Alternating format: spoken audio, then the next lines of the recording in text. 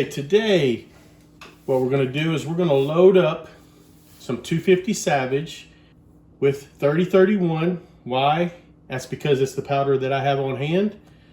We're going to use 87 grain Speer Hot Cors and some brass that I've already prepped. I'm going to attempt to reach the same pressure that a 22-250 is loaded to, which is 65,000 PSI, as opposed to what the 250 Savage is loaded to, which is approximately 51,000 PSI. I'm going to attempt to do this because my Ruger Model 77 is a bolt action rifle. The original PSI was set in order for the 250 Savage to function safely in the old Savage Model 99. I'm hoping I can up the pressure a little bit and get some better performance out of the 250 Savage, and hopefully we can reach that 3,000 feet per second mark out of a 20-inch barrel, which is what my Ruger Model 77 is. I'm going to load 5 rounds each of 34 grains, 34.5 grains, 35 grains, 35.5 grains, and 36 grains. Now, these are going to be hot loads. We will watch pressure signs as we shoot them. We will be safe. We may not shoot all of these. We may end up pulling some bullets. We're going to remain safe as we test these, but we're trying to get the best feet per second that we can out of the 250 Savage with an 87 grain bullet. Let's get started.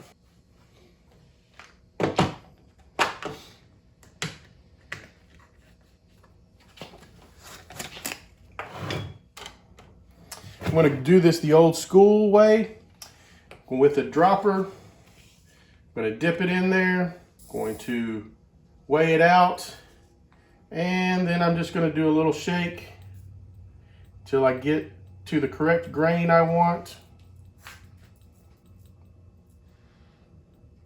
Okay.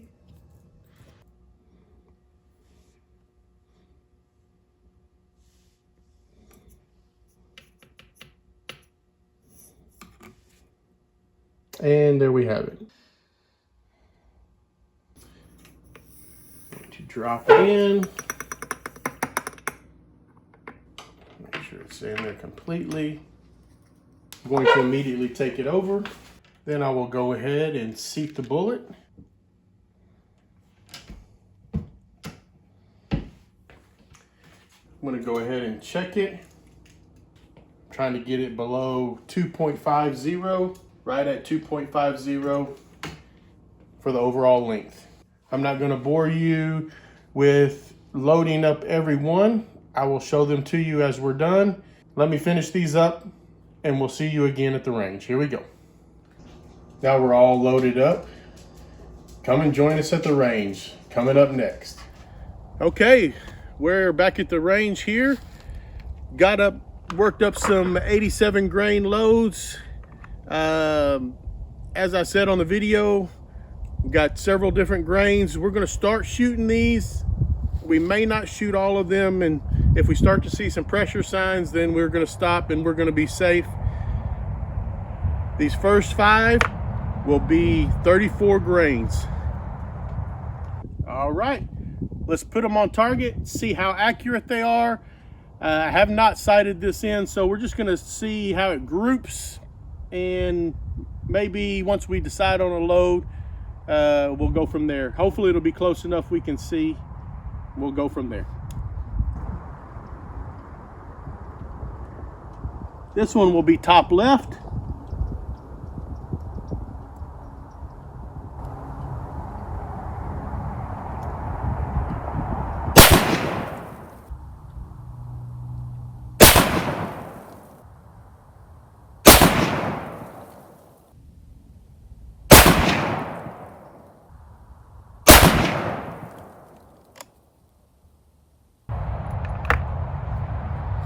All right, and let it cool just a minute before we go on to the next one.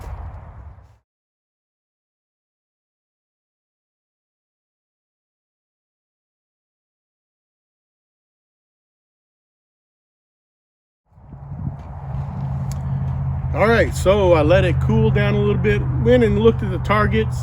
Looks like it was high and to the left. So I adjusted the scope here. We'll see if it's a little bit closer. And we'll go from there. The next 5 will be 34.5 grains of 3031. All right, this will be top right.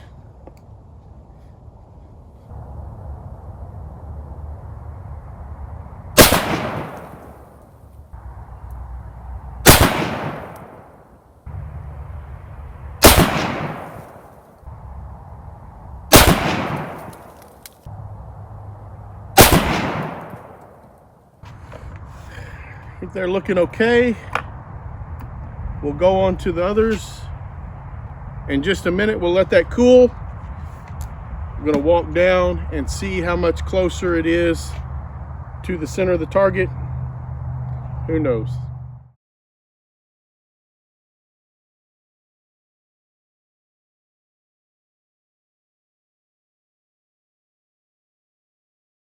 Okay, so far, no pressure signs.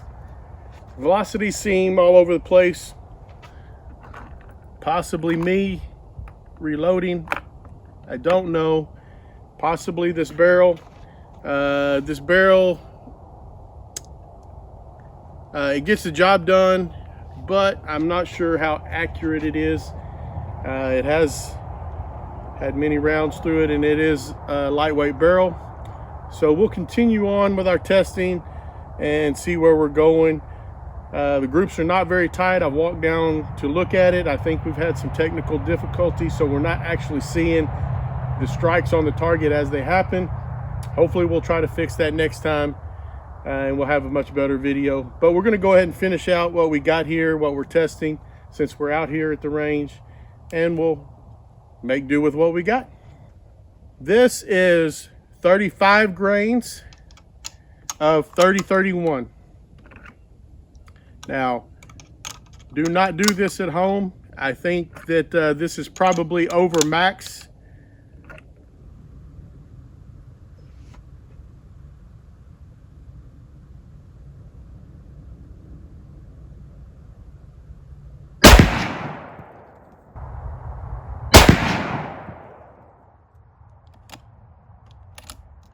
Have an error on that one.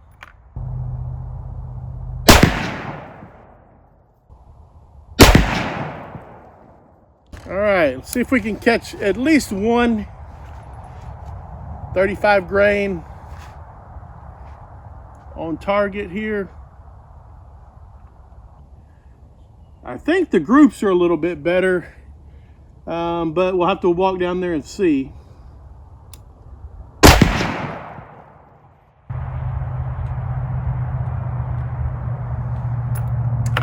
Brass looks fine. Sorry we didn't get any more than that. Had quite a few technical difficulties today. Let it cool. Go look at the target. Make any adjustments. Hopefully we got this chronograph working again, and we'll move on with the test.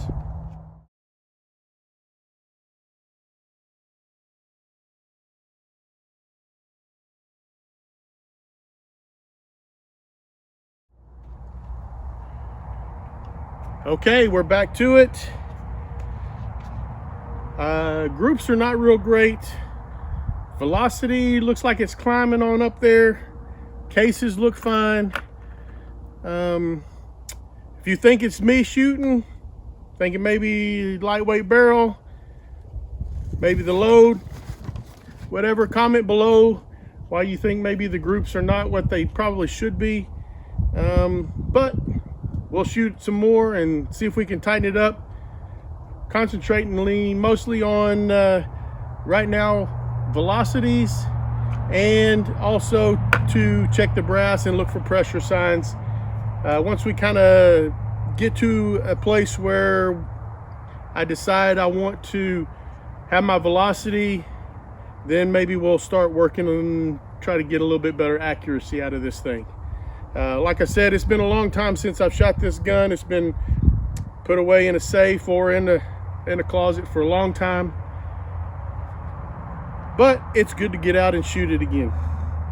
These are 35.5 grains of 3031. As I said previously, these are over max. If you look in the manuals, do not try this at home.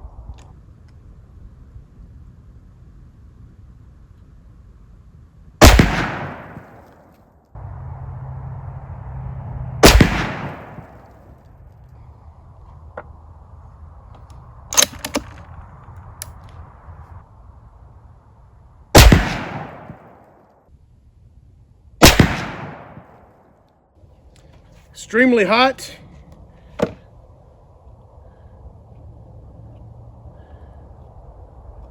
Appears that the velocity was lower. Had one not fire. We'll go back and relook at that stuff later.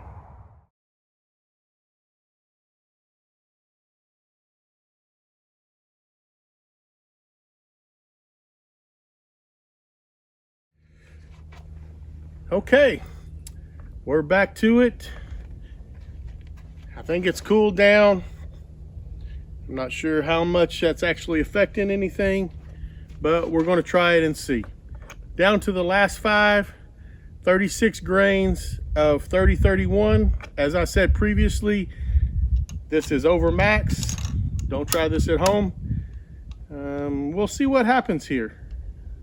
Kind of had some different velocity readings here that don't make a lot of sense, but we'll see what happens.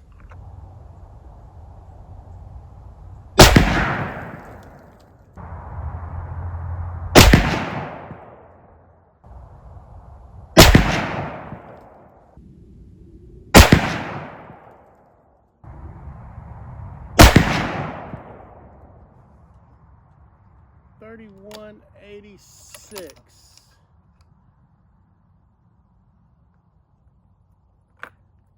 That may have been the first or the best average velocity. Still some deviation there.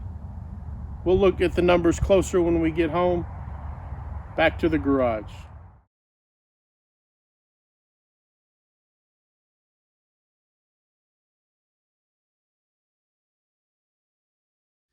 All right, welcome back to the garage.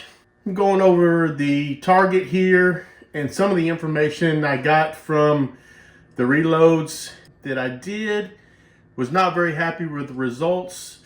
Maybe as I talk about these things, you can comment down below, tell me which direction I might need to go. So many times we go to and watch YouTube video and everybody post perfect 1-inch groups or sub MOA groups, and I didn't get that result. Possibly it's me. I don't normally see any bad groups out there. So I'm going to just go ahead and show you what I got. Maybe you can tell me where I need to go from there. I've got a few ideas of what I'm going to work on and where I'm going to go from there. Very possibly it's the rifle, but we'll check it out and see as we go. The first group I'm going to talk about is this one in the top left. Obviously, I was aiming here. These were 87 grain projectiles, 87 grain hot core, and they were a lot different point of aim, point of impact, because the rifle was sighted in many years ago for 100 grain Remington core lock, which is what it was probably sighted in for. So I had to adjust a few things here and there. But just looking at the group, we're looking at 34 grains, had an average muzzle velocity of 31.18. I mean, these groups are nothing to write home about. I mean, these are not very good groups at all. Now, obviously, it'll get the job done at 100 yards if you're simply hunting deer or game or hogs or whatever, which is what I used it for many years. I don't know if I ever took a shot over maybe 150 yards at the most. I mean, we're looking at, 2.36, not very good there, but that may be the smallest group we got there. Moving on up, we have 34.5 grains, average muzzle velocity of 30.50. We're looking at not great groups. I mean, 3-inch group as we're going there. I mean, not real good. By this point, the barrel was getting warm and I wasn't giving it a lot of time to cool down. It is an ultralight barrel, very thin barrel, so no matter what I do, it's probably groups are probably going to get larger. 35 grains of 30-31, had an average muzzle velocity of 31-35. I mean, we're looking at 3.77. That's probably about it. 3.775. Still, I mean, sure, it'll get the job done, but they're nothing to write home about. I'd like to find some way that I can tighten those groups up. 35.5 grains, average muzzle velocity was a little bit questionable. It's 29.98. We had an increase in muzzle velocity as we were going up, and all of a sudden we had a drop in muzzle velocity. I'm not sure exactly what happened there, but those were the results. We also only had 4 shots there. I had 1 primer strike, and the round did not go off, so I did not try to fire it again. I came home and pulled the bullet and primer and everything. So I only got 4 shots on this one, but I don't know if that would really affect much anything. I mean, that's 3.52, still rather large groups. 36 grains, average muzzle velocity was 32.13. Looking back at it, I think probably the standard deviation was probably the best at 36 grains. I had one that really lengthened the group out. I mean, that's 4.477, 4.5 inches. You know, I don't know. If we throw that one out, still 2.35. I'd like to figure out a way to get those a little bit tighter. This barrel is probably not going to be an MOA barrel. It's a very light rifle, very light barrel. Does the job under, 100 yards. So that might just be what we have. But anyway, these are the results I came by. I'm going to go back and work up some more loads, maybe use a different powder, maybe focus on different powder loads. We'll try different things. Tell me what I need to do in the comments below. Do I need to go up and down in powder? Do I need to try a different powder? What do I need to do for these 87 grain projectiles? Please like, subscribe, and comment down below like I said, and we'll see you on the next video. Have a great day, and God bless the USA.